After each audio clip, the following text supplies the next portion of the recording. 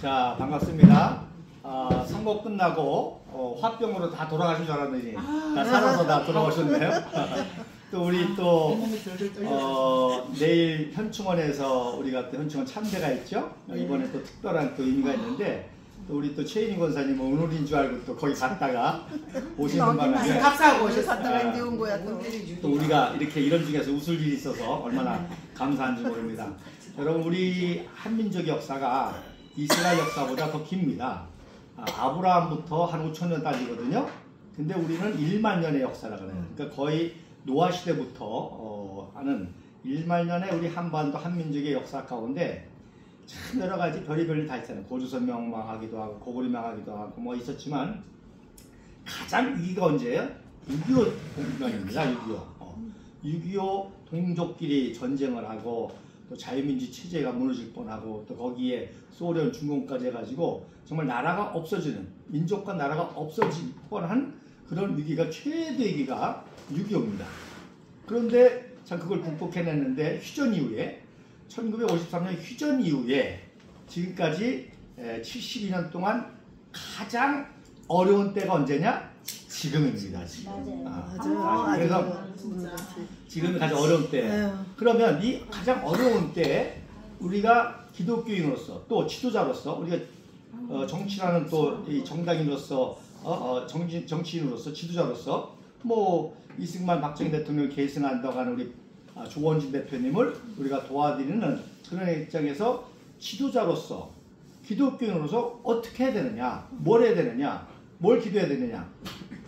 이 사태가 나니까 홍콩에 있는 제 딸도 뭐라고 기도해야 되는지 모르겠다는 거야. 뭐라고 그러냐면 첫마디가 아니 범죄자가 법도 안 지키는데 어떻게 취임선서 나는 헌법을 준수하고 헌법을 준수하고 이걸 하냐는 거야. 철판 깔아서 그러니까 작은 법도 안 지키면서 어떻게 뻔뻔하게 국헌을 준수하고 그 마디부터 딱 하더라고. 미쳤다는 거야. 그리고 어떻게 국민이 이렇게까지 바닥을 칠 수 있냐는 거지. 누가 그렇게 돼? 국민을 뽑아서 이렇게 됐지. 그래서 중요한 거는 이러한 어렵고 악한 상황에 우리가 한탄망하고 분노하게 할 게 아니라 이때 무엇을 할 거냐가 중요한 겁니다. 그래서 여러분, 국부 이승만 박사가 왜 위대한 지도장관이 6.25 동란이 딱 터지자마자 세 가지를 기도했습니다. 우리가 그걸 본받고 우리도 똑같이 그 기도를 적용해서 기도해야 되고, 이승만 박사는 기도만 한 게 아니라 기도대로 행한 거예요.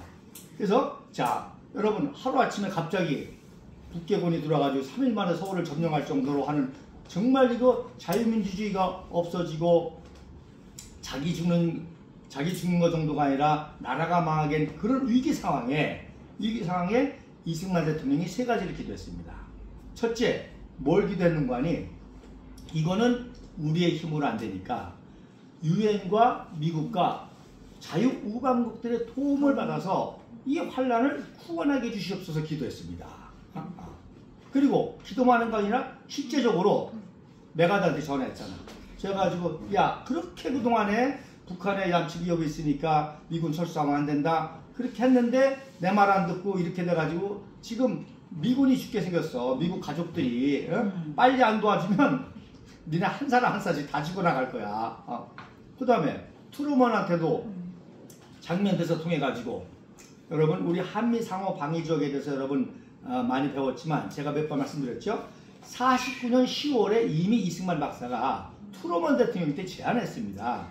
남침의 위협이 있으니까 국민들이 불안해할 거 아니에요. 국민들도 아는데. 그러니까 또 우리가 공산주의 침략을 당하고, 그러니까 이승만 대통령이 트루먼 대통령한테 정식으로 요청했습니다. 한미동맹 상호 방위조약을 맺어달라. 물론 말도 안 되는 거지만 한 거예요. 그리고 백성들을 안심시키기 위해서 그걸 발표했습니다. 내가 트루먼한테 그런 협정을 요청했다. 당연히 뭐 트루먼은 뭐 콧방귀가 안 끼겠지.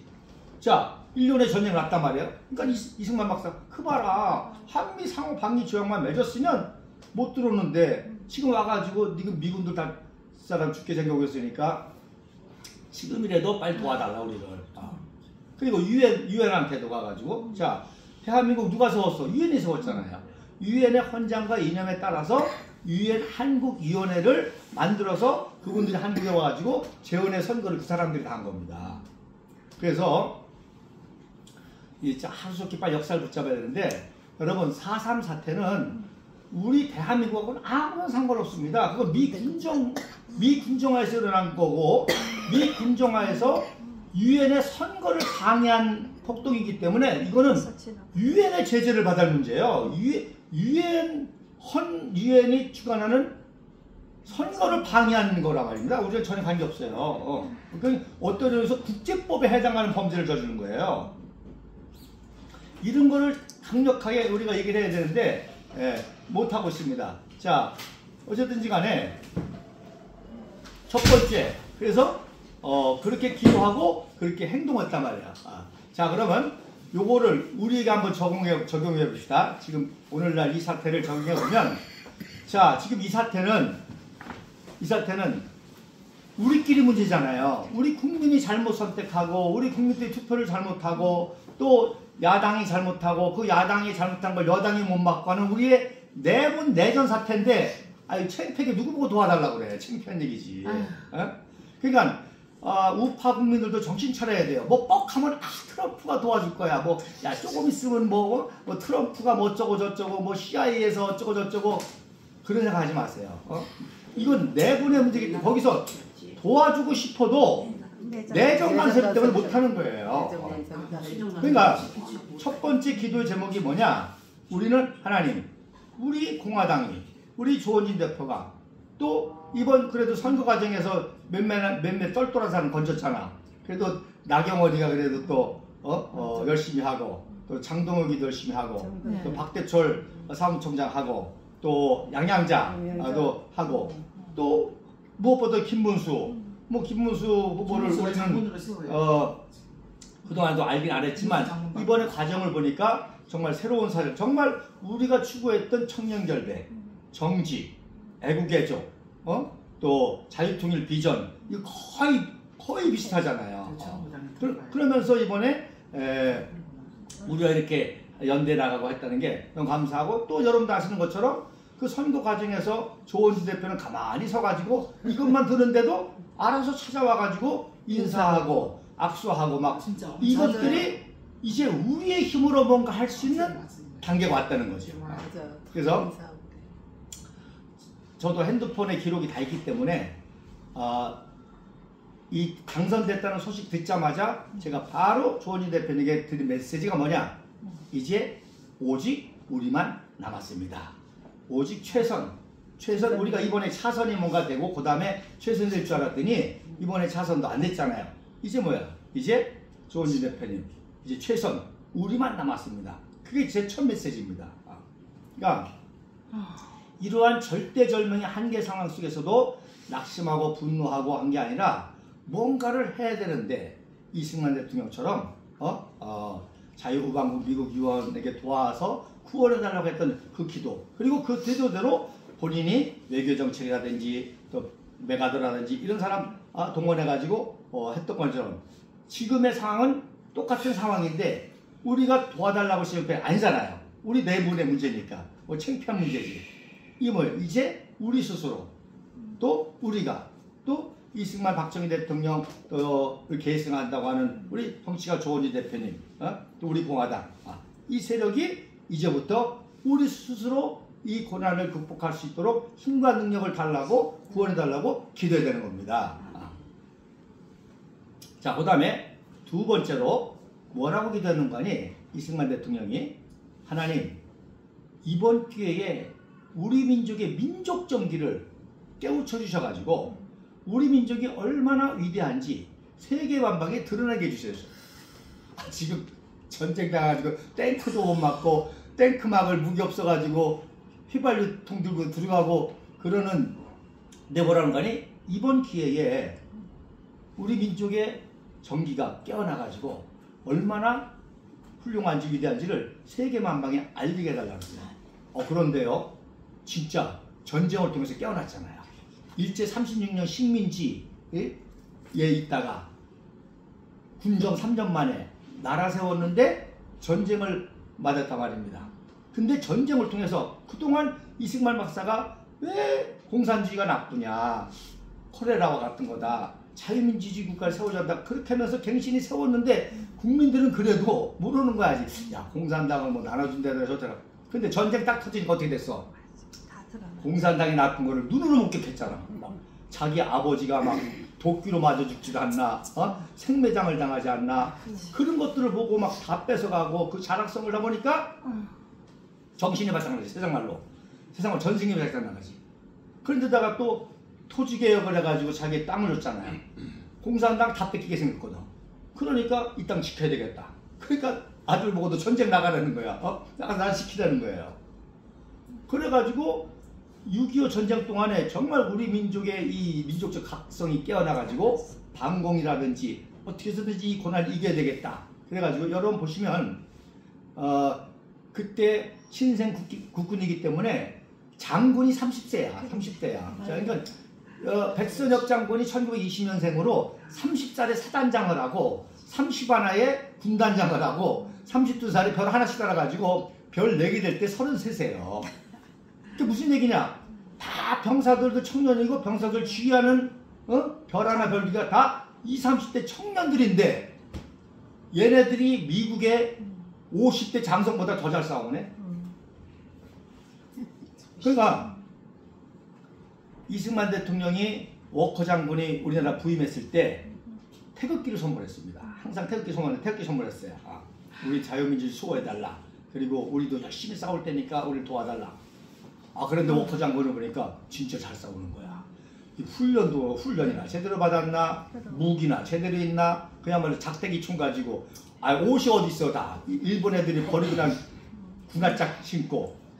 근데 그렇게 자유민주주의를 지키겠다고, 자유를 지키겠다고, 나라와 민족을 지키겠다고, 내 아버지 어머니를 지키겠다고 그 열심히 싸우는 게 감동을 받아가지고요. 워커 장군이 태극기를 자기 사무실에 딱 걷어놓고 자랑을 해. 그래서 6.25 동란 때 나온 말이 뭐냐고 하니, 유엔군과 미군들이 와가지고 우리를 도와주다가 많이 전사도 하고 그랬잖아요. 근데 뭐라 그러지 아십니까? 이 민족은 우리가 피를 흘려서라도 구원할 만한 가치가 있는 민족이다. 야, 얼마나 멋있어. 그게 어디서 나왔냐면 미 해병 1사단이 장진호에서 전투하다가 중공군에게 쫓겨나가지고 홍남까지 왔잖아요. 그러면서 얼어 죽은 사람이 3,000명이에요. 총 맞아 죽은 것보다. 그거를 흥남에다가 임시 감염을 착 해놓고, 그거 가져갈 수 없으니까 흥남 철수해야 돼. 감염을 해놓고 스미스 사단장이 마지막에 딱 격려하면서, 원래는 그 하갈울리라고 장진호에서 몰살당하게 생겼으니까 비행기로 올라갔어. 비행기로. 해병대원들 살리기 위해서 비행기로 올라갔단 말이야. 근데 비행기로 오면은 해병대는 살지만 해병대를 도와줬던 기독교 다 죽잖아요. 그런데다가 사람은 살아나지만 무기는 가질 수 없잖아. 헬리콥터 어떻게. 그럼 모든 군사물자가 다 폭파도 못할 정도로 많은데 다 뺏긴단 말이에요. 이거는 미국 국민의 세금인데 이거 다 뺏기면 안 된다는 거지. 그 다음에 기독교라든 죽는다. 그러니까 우리는 육로로 전쟁하면서 탈출하겠다. 그렇게 한 거예요. 그러니까 그 과정에 죽은 거야. 그 과정에. 그러니까 그냥 갔으면은 안 죽을 최해 해병대들이 후퇴하면서 얼어 죽은 게 3,000명이란 말입니다. 그러니까 그 스미스 소장이 가슴이 얼마나 아프겠어요. 근데 그 앞에서 뭐라는 거냐면 너희들의 피가 절대로 헛되지 않다. 이 민족은 우리가 피를 흘려서라도 구원할 만한 가치가 있는 민족이다. 그러니까 이 얘기는 무슨 얘기인 거니? 그 3년 전쟁 동안 우리 한국민이 얼마나 위대했는지. 이승만 박사는 물론이고 병사들, 장군들, 국민들까지. 서울 수복하면요, 서울 수복 딱 하자마자 서울 수복에 참여했던 백인혁이 따와가지고 서울을 수복했습니다. 기분 좋아가지고 신고하려고 하니까 이승만 대통령이 야 이놈의 새끼야 가 빨리 불 꺼. 그랬단 말이야. 야 지금 보고할 때가 아니라 빨리 불 끄고 청소하라고 말이야. 서울 수복했으니 깨끗이 해야 된다고. 그래가지고 청소하러 가다가 지대 밟아서 돌아가실 뻔했습니다. 이승만 대통령이. 자, 그러니 미군들이 감동을 안 받겠어요? 서울 수복하자마자 이 전후 쓰레기 빨리 치워야 된다고 대통령이 나가서 청소하는데 국민들이 다 그러니까 감동을 받는 것이. 그래서 이번에도요, 두 번째 기도 그래야 돼. 우리가 그전에도 기도했거든요. 그래서 그동안 우리가 10년 동안 이 투자한 게 뭐야? 국민들 깨우려고, 정의와지 깨우려고. 그래서 이번에도 그런 과정이 있었지만 안타깝게도 아직 다 깨우지 못해서 그나마 41%를 깨웠는데 아직도 외워있기 때문에 계속 깨우는 작업을 하는데, 말씀드린 대로 6.25 동란을 통해서 확 뒤집은 것처럼 그렇게 방송에서 말씀했잖아요. 문재인보다 100배 더 사악한 놈이라고. 맞아. 이재명의 등장을 통해서 확 깨어나는 역사가 있도록 기대될 줄로 믿습니다. 그러니까 이번에 당장 되자마자 대법원 증언법 한다니까 국민들이 서서히 놀라기 시작하잖아요. 저는 윤석열 대통령 때도 그랬습니다. 윤석열 대통령 때도 우리 그 여자 당원 서대문에 있는 당원인데 뭐라 그러냐면, 야 이재명 그래 나도 찍어줄게. 이재명 대봐서 망해야 깨달아. 그런 사람 있었잖아 그때. 윤석열 때도 이미 그랬습니다. 하도 백성들 못 깨달으니까 야 그래 이재명 찍자야. 이재명 만들어 보자. 그때도 근데 그때로 그래도 그건 안 됐다 싶어가지고서는 최악은 아니래도 차악이라도 뽑아오자 했는데 결국 차악도 이렇게 돼버렸잖아요. 그래가지고 이재명이 됐는데 이제서 이제 정말 뒤집어지는 역사가 일어날 거예요.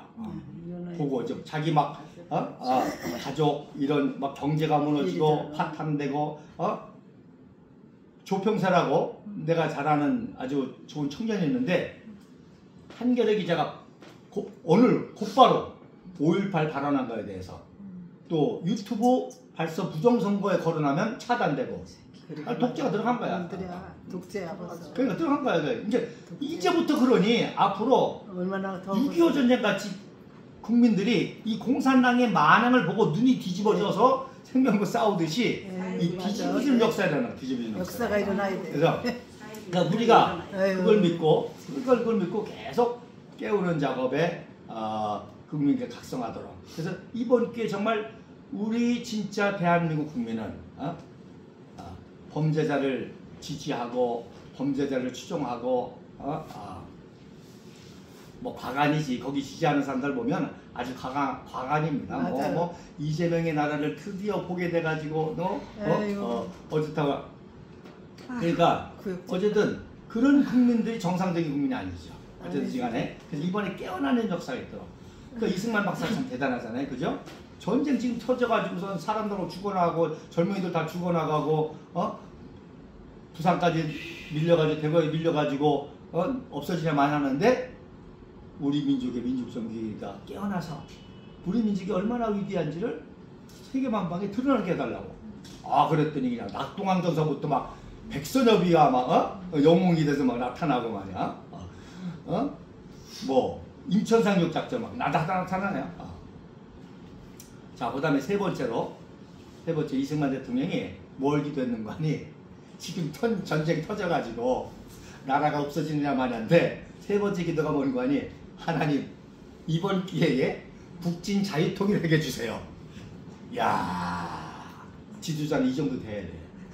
내가 조원지 대표님을 믿는 게 이 정도 수준이 된다는 거야. 딱 그날 8시에 딱 만났는데 조 대표님 눈 하나 깜짝하다는 거야. 이제부터 우리가 해야 된다는 거야. 오히려 이 기회에 우리가 바랬던 거는 차선 다음에 최선을 바랬지만 오히려 저 차차고로 밑바닥에 갔지만 밑바닥에서 오히려 확 뒤집어지는 부활하는 그런 놀라운 역사를 우리가 믿고 나가야 된다는 거야. 이승만 대통령이요? 놀랍잖아요. 지금 중민이나 사느냐 자기도 도망가고 대전, 대구, 부산 도망가고 이런 상황에 뭐라기도 하는 거니 이번 기회에 북진 자유통일을 해달라고 기도했습니다. 그랬더니 정말 어떻게 됐어? 그걸 전세를 역전시켜가지고 서울 탈환하고 38선 통과하고 38선도요 못 넘어가게 했어. 유엔이 정한 거거든 그게. 근데 이승만 박사가 야 38선 쟤네들이 불법으로 뚫고 왔는데 이건 이미 38선 없는 거랑 마찬가지야. 전진해. 그래가지고 막 올라간 거예요. 그러니까 뒤늦게 메가더도 올라갔고, 그래서 평양도 우리가 먼저 점령하고 압록강까지 다 갔잖아요. 야, 그러니까 지도자는요, 이게 지도자인 거야. 그 최악의 상황에서도 최선을 생각할 수 있고, 최악의 상황에서도 이걸 어떻게 극복해가지고 최선의 것을 만들어 나갈까. 이게 이승만 대통령이고 박정희 대통령이라는 거야. 적어도 우리가 감사해야 될 거는 우리에게 이런 지도자가 있으면 감사한 거야. 그래서 제가 항상 최선이라는 말을 쓰는 거예요. 그래서 말씀드린 대로 딱 결과가 나오자마자 제가 제일 먼저 메시지 보는 게 대표님만 남았습니다. 최선만 남았습니다. 우리만 남았습니다.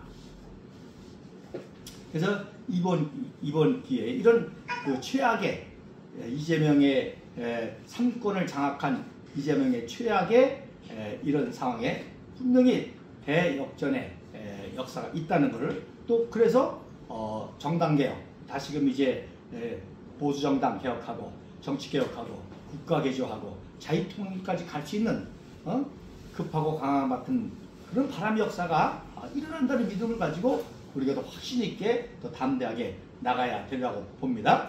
네. 자, 그래서 오늘 읽어드릴 말씀이 역대하 23장 1절에서 3절 말씀인데 이 말씀이 뭐냐? 바로 남유다 왕국 역사상 가장 어려웠던 시대가 바로 아달랴 시대입니다. 아달랴.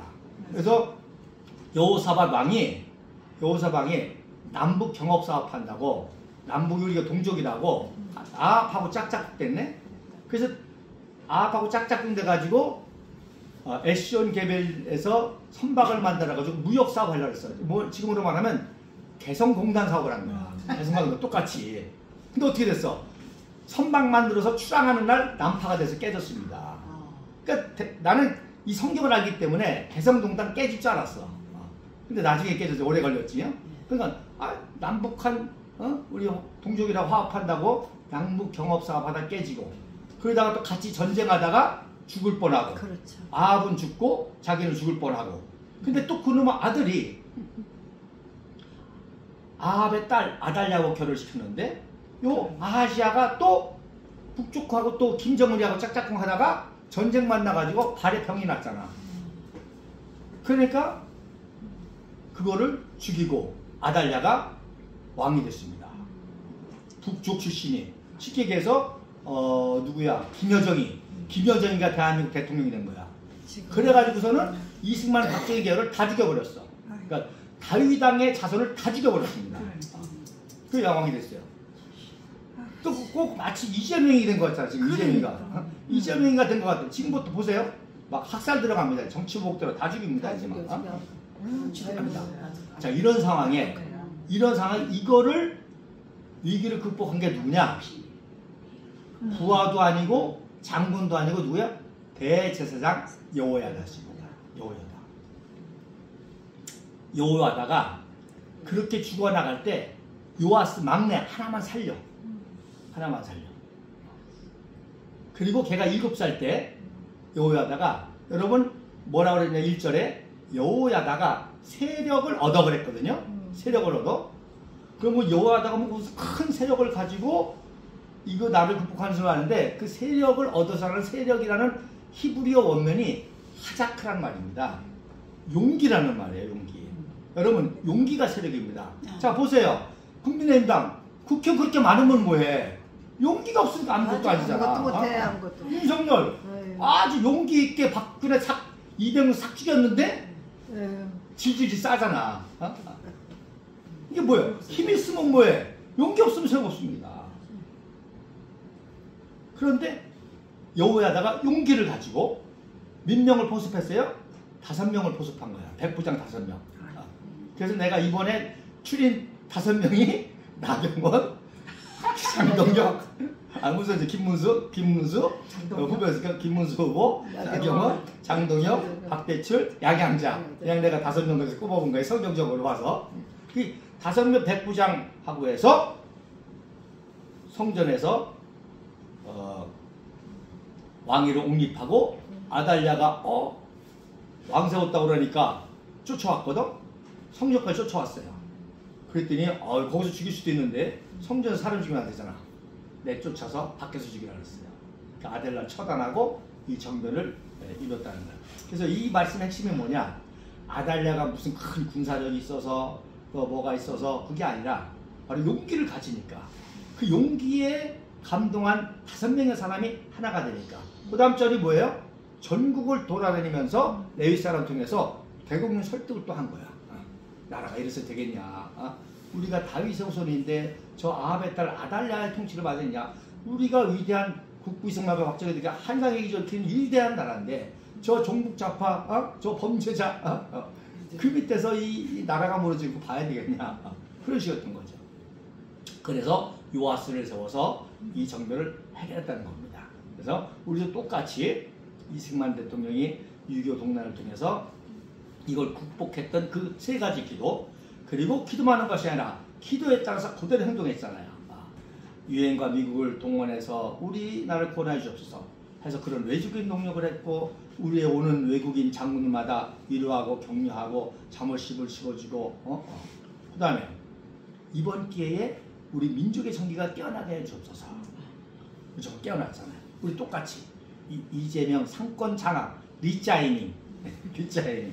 아니 세상에 대한민국 선거운동에서 중국말로 유사하는 그 낯선 것처럼. 그게 말이에요. 여러분 6.25 때도 6.25 때도 자 우리가 압록강까지 다 가서 통일하려고 했는데 누구 때문에? 중국군 개입해서 망했잖아요. 그래서 오랑캐라고 하죠. 이를 득득하는 걸로 말입니다. 이번 기회에 우리가 이 한을 풀어야 돼.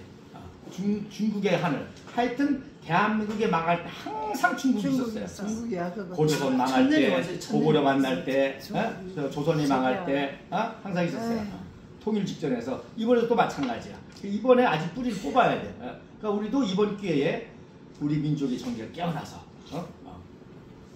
우리 한민족이 다시 얼마나 위대한지 세계에서 만나게 드러내려고. 그리고 우리 공화당 당원 동지들이 먼저 위기 속에서도 그냥 속만 터져하지 말고 우리들이 할 일을 우리 민족을 깨우고 국민들을 깨우고 앞으로 조 대표는 계속 방송에서 하겠지만 하고, 그 다음에 3번째로 뭐였어요?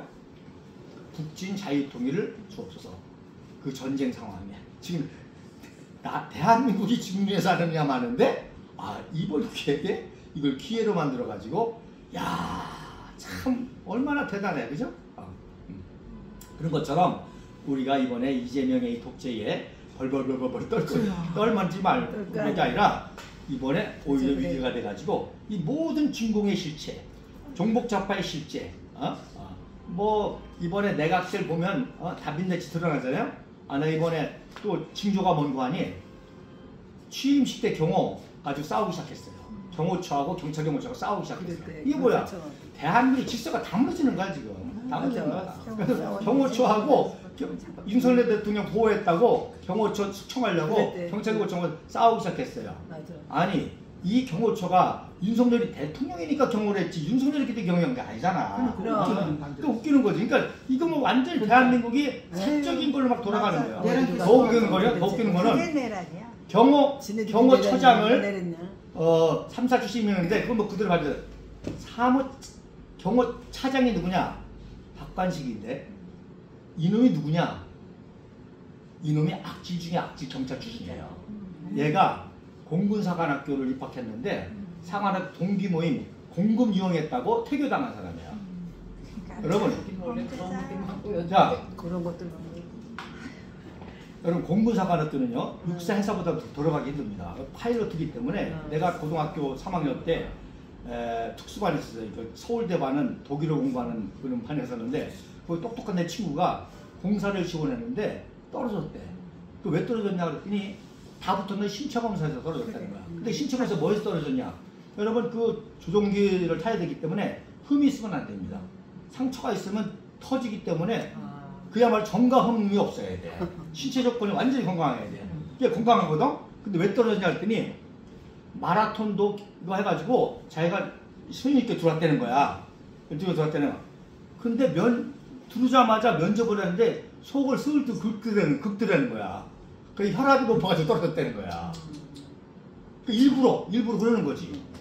어떤 한계 상황에 어떻게 하는 거. 그러니까 지금 막 1등 해가지고 돌아가지고 막 숨이 가쁜데 면접한다고 슬슬 긁으니까 자기도 모르게 욱했는데 그 혈압이 높아 떨어졌다는 거예요.